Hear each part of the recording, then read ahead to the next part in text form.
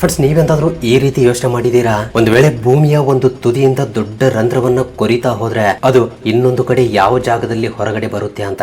Science ಹತ್ರ ಇವತ್ತು ಅಂತಹ ದೊಡ್ಡ ಟೆಕ್ನಾಲಜಿ ಇದೆ ಅಂತ ಅನ್ಕೊಳ್ಳಿ. ಸೊ ಆ ಟೆಕ್ನಾಲಜಿ ಬಳಸಿ ನಾವು ನಮ್ಮ ಭಾರತದ ರಾಜಸ್ಥಾನದಿಂದ ಭೂಮಿಯನ್ನ ಅಗಿತಾ ಹೋದ್ರೆ ಆ ರಂಧ್ರ ನೇರವಾಗಿ ಚಿಲಿ ಹತ್ತಿರವಿರುವ ಸೌತ್ ಪೆಸಿಫಿಕ್ ಓಷಿಯನ್ ನ ಈಸ್ಟರ್ನ್ ಐಲ್ಯಾಂಡ್ ನಲ್ಲಿ, ಅಂದ್ರೆ ಮೆಕ್ಸಿಕೋ ಮತ್ತು ಅರ್ಜೆಂಟೀನಾ ದೇಶಗಳ ಸಮೀಪವಿರುವ ಸಮುದ್ರದ ಮಧ್ಯದಲ್ಲಿ ಹೊರಬರುತ್ತೆ. ಈ ಟೋಟಲ್ ದೂರ ಬರೋಬ್ಬರಿ 12,742 ಕಿಲೋಮೀಟರ್ ಗಳಷ್ಟಾಗುತ್ತೆ. ಸ್ಪೇಸ್ ನಲ್ಲಿರುವ ರಹಸ್ಯಗಳನ್ನ ಕಂಡು ಹಿಡಿಯೋಕೆ ಕೋಟ್ಯಾಂತರ ರೂಪಾಯಿ ಖರ್ಚು ಮಾಡಿ ಇಂದು 5.5 ಕೋಟಿ ಕಿಲೋಮೀಟರ್ ದೂರದಲ್ಲಿರುವ ಮಂಗಳ ಗ್ರಹಕ್ಕೆ ಹೋಗೋಕೆ ಪ್ಲಾನ್ ಮಾಡ್ತಾ ಇರುವ ಮನುಷ್ಯನಿಗೆ ಕೇವಲ 12,000 ಕಿಲೋಮೀಟರ್ ಆಳವಿರುವ ನಮ್ಮ ಭೂಮಿಯ ಒಳಗಡೆ ಹೋಗೋಕೆ ಯಾಕೆ ಸಾಧ್ಯವಾಗ್ತಾ ಇಲ್ಲ?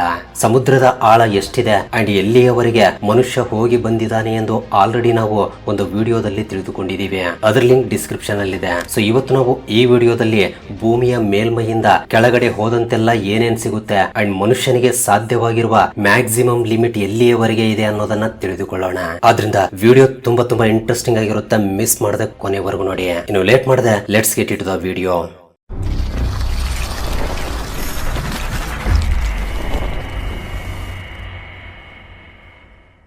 ಸೊ ಫಸ್ಟ್ ಭೂಮಿಯ ಮೇಲ್ಮೈಯಿಂದ ನಮ್ಮ ಪ್ರಯಾಣ ಶುರು ಮಾಡಿದ್ರೆ ಸ್ವಲ್ಪ ಕೆಳಗೆ, ಅಂದ್ರೆ ಕೇವಲ 6 ಅಡಿ ಆಳದಲ್ಲಿ ಸಾಮಾನ್ಯವಾಗಿ ಸಮಾಧಿಗಳನ್ನ ತೋಡಲಾಗುತ್ತೆ. ಮನುಷ್ಯ ಸತ್ತ ಮೇಲೆ ಅವನ ದೇಹವನ್ನ ಹೂಳೋಕೆ ಬಳಸುವ ಸ್ಟ್ಯಾಂಡರ್ಡ್ ಆಳವಿದು. ಅಲ್ಲಿಂದ ಇನ್ನೂ ಸ್ವಲ್ಪ ಕೆಳಗೆ ಹೋದ್ರೆ, ಅಂದ್ರೆ 13 ಅಡಿ ಆಳದಲ್ಲಿ ಈಜಿಪ್ಟ್ ದೇಶದ 3000 ವರ್ಷಗಳಷ್ಟು ಹಳೆಯದಾದ ಪ್ರಸಿದ್ಧ ರಾಜ ಕಿಂಗ್ ಟೂಟನ್ಖಮುನ್ ನ ಮಮ್ಮಿ ಮತ್ತು ಆತನ ಅಪಾರವಾದ ಚಿನ್ನದ ಖಜಾನೆ ಪತ್ತೆಯಾಗುತ್ತೆ. ಇನ್ನು 20 ಅಡಿ ಆಳಕ್ಕೆ ಹೋದ್ರೆ ನಮ್ಮ ಆಧುನಿಕ ಮೆಟಲ್ ಡಿಟೆಕ್ಟರ್ ಗಳು ಕೆಲಸ ಮಾಡೋದನ್ನೇ ನಿಲ್ಲಿಸುತ್ತವೆ. ಅಂದ್ರೆ ಭೂಮಿಯ ಒಳಗಿರುವ ಯಾವುದೇ ಲೋಹಗಳನ್ನ ಈ ಯಂತ್ರಗಳು ಕೇವಲ 20 ಅಡಿಗಳವರೆಗೆ ಮಾತ್ರವೇ ಪತ್ತೆ ಹಚ್ಚಬಲ್ಲವು. ಅದಕ್ಕಿಂತ ಕೆಳಗಿದ್ರೆ ಎಷ್ಟೇ ದೊಡ್ಡ ನಿಧಿ ಅಡಗಿದ್ರೂ ಕೂಡ ಅವುಗಳಿಗೆ ಸಿಗ್ನಲ್ ಸಿಗಲ್ಲ. ಅಂಡ್ ಮನುಷ್ಯರು ಮಾತ್ರವೇ ಅಲ್ಲ, ಪ್ರಾಣಿಗಳು ಕೂಡ ಭೂಮಿಯ ಒಳಗಡೆ ಡೀಪ್ ಆಗಿ ಗುಹೆಗಳನ್ನ ನಿರ್ಮಿಸುತ್ತವೆ. 40 ಅಡಿಗಳ ಆಳದಲ್ಲಿ ನೈಲ್ ನದಿಯ ಮೊಸಳೆಗಳು ತಮ್ಮ ವಾಸಕ್ಕಾಗಿ ಗುಹೆಗಳನ್ನ ನಿರ್ಮಿಸಿಕೊಳ್ಳುತ್ತವೆ. ಪ್ರಾಣಿಗಳು ತೋಡುವ ಅತಿ ಆಳವಾದ ಗುಹೆಗಳಲ್ಲಿ ಇದು ಕೂಡ ಒಂದು ಅಂತ ಹೇಳ್ಬೋದು.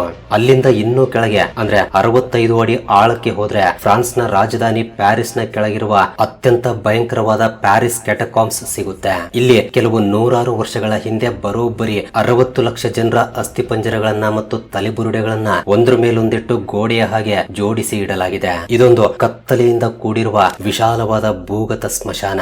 ಇದನ್ನ ನರಕದ ಬಾಗಿಲು ಎಂದು ಕೂಡ ಕರೀತಾರೆ. ಇಲ್ಲಿಗೆ ಹೋಗೋದು ಇವತ್ತಿಗೂ ಕೂಡ ಸಂಪೂರ್ಣವಾಗಿ ಇಲ್ಲೀಗಲ್. ಇನ್ನು ನೀರಿನ ವಿಷಯಕ್ಕೆ ಬಂದ್ರೆ 170 ಅಡಿ ಆಳದಲ್ಲಿ ಪ್ರಪಂಚದ ಅತ್ಯಂತ ಆಳವಾದ ಸ್ವಿಮ್ಮಿಂಗ್ ಪೂಲ್ ಇದೆ. ಅಂಡ್ ಇದು ದುಬೈನಲ್ಲಿದೆ. ಇದಕ್ಕೆ ಡೀಪ್ ಡೈವ್ ದುಬೈ ಎಂದು ಕರೀತಾರೆ. ಇದು ಎಷ್ಟು ಆಳವಾಗಿದೆ ಅಂದ್ರೆ ಇದರ ಒಳಗಡೆ ಬರೋಬ್ಬರಿ 1.5 ಕೋಟಿ ಲೀಟರ್ ಗಳಷ್ಟು ನೀರನ್ನ ತುಂಬಿಸಬಹುದು. ಇನ್ನು 328 ಅಡಿಗಳಷ್ಟು ಆಳದಲ್ಲಿ ಪ್ರಪಂಚದಲ್ಲಿರುವ ನ್ಯೂಕ್ಲಿಯರ್ ರಿಯಾಕ್ಟರ್ ಗಳಿಂದ ಬರುವ ರೇಡಿಯೋ ಆಕ್ಟಿವ್ ವೇಸ್ಟ್ ಅನ್ನ ಅತ್ಯಂತ ಸೇಫ್ ಆಗಿ ಹೂಳಲಾಗುತ್ತೆ. ಯಾಕೆಂದ್ರೆ ಈ ವೇಸ್ಟ್ ಮನುಷ್ಯರಿಗೆ ಮತ್ತು ನಮ್ಮ ಪರಿಸರಕ್ಕೆ ತುಂಬಾ ಡೇಂಜರಸ್ ಆಗಿರುತ್ತೆ. ಅಲ್ಲಿಂದ ಸ್ವಲ್ಪ ಕೆಳಗೆ 346 ಅಡಿಗಳ ಆಳದಲ್ಲಿ ಉಕ್ರೇನ್ ನ ರಾಜಧಾನಿ ಕೀವ್ ನಗರದಲ್ಲಿರುವ ಪ್ರಪಂಚದ ಅತ್ಯಂತ ಆಳವಾದ ಮೆಟ್ರೋ ಸ್ಟೇಷನ್ ಇದೆ. ಈ ಸ್ಟೇಷನ್ ಎಷ್ಟು ಆಳದಲ್ಲಿದೆ ಅಂದ್ರೆ ಎಲಿವೇಟರ್ ಗಳಲ್ಲಿ ಇಲ್ಲಿಗೆ ಹೋಗ್ಬೇಕು ಅಂದ್ರೆ ಸುಮಾರು 4.5 ನಿಮಿಷಗಳ ಸಮಯ ಹಿಡಿಯುತ್ತೆ.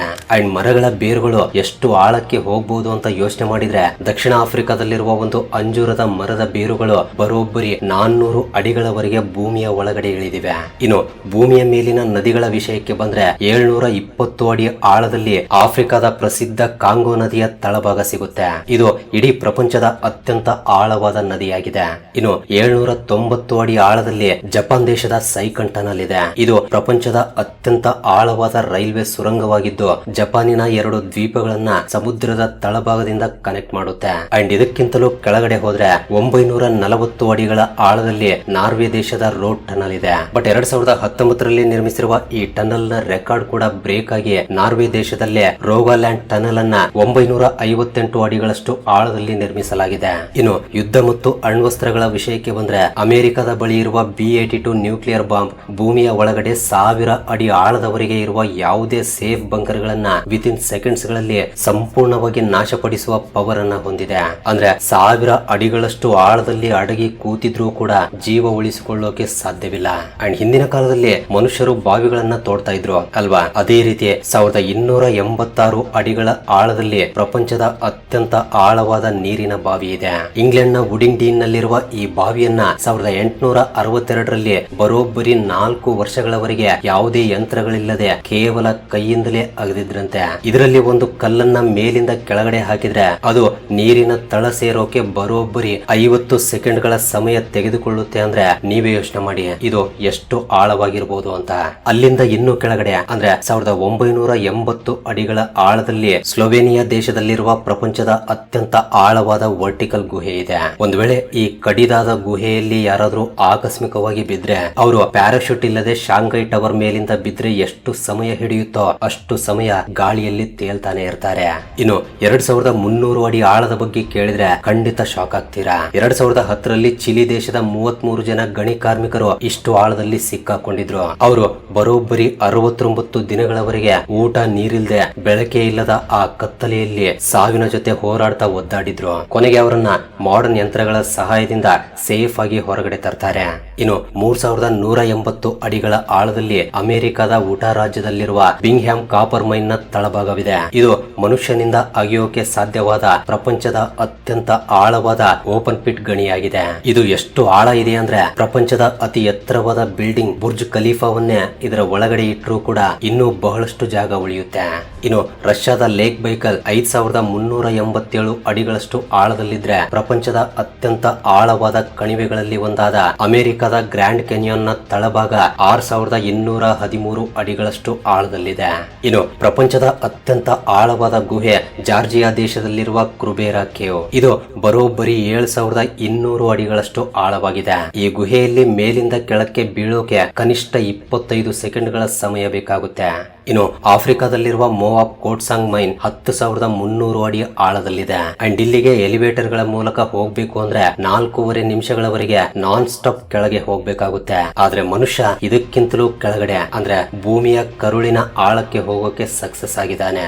ಹೌದು, ದಕ್ಷಿಣ ಆಫ್ರಿಕಾದಲ್ಲಿರುವ ಮಪೋನಿಂಗ್ ಗೋಲ್ಡ್ ಮೈನ್ ಭೂಮಿಯ ಮೇಲ್ಮೈಯಿಂದ ಬರೋಬ್ಬರಿ 13,120 ಅಡಿಗಳಷ್ಟು ಅಂದ್ರೆ 4 ಕಿಲೋಮೀಟರ್ ಆಳದಲ್ಲಿದೆ. ಇಲ್ಲಿ ಕೆಲಸ ಮಾಡುವ ಕಾರ್ಮಿಕರು ಗಣಿಯ ತಳಭಾಗಕ್ಕೆ ಹೋಗೋಕೆ ಎಲಿವೇಟರ್ ನಲ್ಲಿ 1 ಗಂಟೆಗಿಂತ ಹೆಚ್ಚು ಸಮಯ ಪ್ರಯಾಣ ಮಾಡಬೇಕಾಗುತ್ತೆ. ಈ ಗಣಿಯ ತಳಭಾಗದಲ್ಲಿ ಟೆಂಪರೇಚರ್ ಬರೋಬ್ಬರಿ 66 ಡಿಗ್ರಿ ಸೆಲ್ಸಿಯಸ್ ವರೆಗೆ ಇರುತ್ತೆ. ಅಂದ್ರೆ ವರ್ಕರ್ಸ್ ಬೆಂದು ಹೋಗುವಷ್ಟು ಲೆವೆಲ್ ನ ಬಿಸಿ ಇರುತ್ತೆ. ಇದನ್ನ ತಡೆದುಕೊಳ್ಳೋಕೆ ಆ ಗಣಿಯ ಒಳಗಡೆ ಹೈ ಪವರ್ ಎಸಿ ಮತ್ತು ಐಸ್ ಕೂಲಿಂಗ್ ಸಿಸ್ಟಮ್ ಗಳನ್ನ ಅಳವಡಿಸಿದ್ದಾರೆ.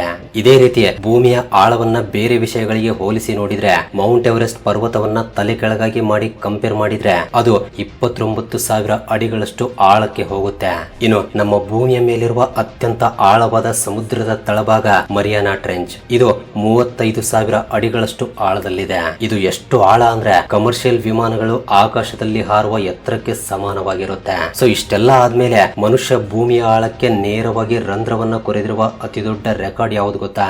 ಅದೇ ರಷ್ಯಾದ colas super deep bore hole. 1970ರ ದಶಕದಲ್ಲಿ ಶುರುವಾದ ಈ ಪ್ರಾಜೆಕ್ಟ್ ನಲ್ಲಿ ರಷ್ಯಾದ ವಿಜ್ಞಾನಿಗಳು ಬರೋಬ್ಬರಿ 40,230 ಅಡಿಗಳಷ್ಟು ಅಂದ್ರೆ ಸುಮಾರು 12.2 ಕಿಲೋಮೀಟರ್ ಆಳದವರೆಗೆ ಭೂಮಿಯನ್ನ ಕೊರೆಯುತ್ತಾರೆ. ಈ ಪ್ರಾಜೆಕ್ಟ್ ನ ಮೇನ್ ಇಂಟೆನ್ಷನ್ ಕೇವಲ ಭೂಮಿಯ ಆಳದಲ್ಲಿ ಏನಿದೆ ಅಲ್ಲಿನ ವಾತಾವರಣ ಹೇಗಿದೆ ಅಂತ ತಿಳಿದುಕೊಳ್ಳೋದಾಗಿತ್ತು. ಆದ್ರೆ ಕಂಟಿನ್ಯೂಸ್ ಡ್ರಿಲ್ಲಿಂಗ್ ಮಾಡಿದ ನಂತರ ಒಂದು ಸ್ಟೇಜ್ ನಲ್ಲಿ ಭೂಮಿಯ ಒಳಗಿನ ಉಷ್ಣಾಂಶ ಬರೋಬ್ಬರಿ 180 ಡಿಗ್ರಿ ಸೆಲ್ಸಿಯಸ್ ವರೆಗೆ ತಲುಪುತ್ತೆ. ಆ ಹೀಟ್ ಗೆ ಅವರ ಡ್ರಿಲ್ಲಿಂಗ್ ಮಷಿನ್ ಗಳ ಬಿಟ್ ಗಳೇ ಕರಗೋಕೆ ಶುರುವಾಗುತ್ತವೆ. ಅಂಡ್ ಈ ರಂಧ್ರದ ಒಳಗಡೆ ಒಂದು ಕಲ್ಲನ್ನ ಹಾಕಿದ್ರೆ ಅದು ಅದರ ತಳಭಾಗ ಸೇರೋಕೆ ಕನಿಷ್ಠ 50 ಸೆಕೆಂಡ್ಗಳು ಬೇಕಾಗುತ್ತೆ. ನಂತರ ಎಷ್ಟೇ ಟ್ರೈ ಮಾಡಿದ್ರು ಕೂಡ ಆ ಆಳದಿಂದ ಮುಂದೆ ಹೋಗೋಕೆ ಸಾಧ್ಯವೇ ಆಗಲ್ಲ.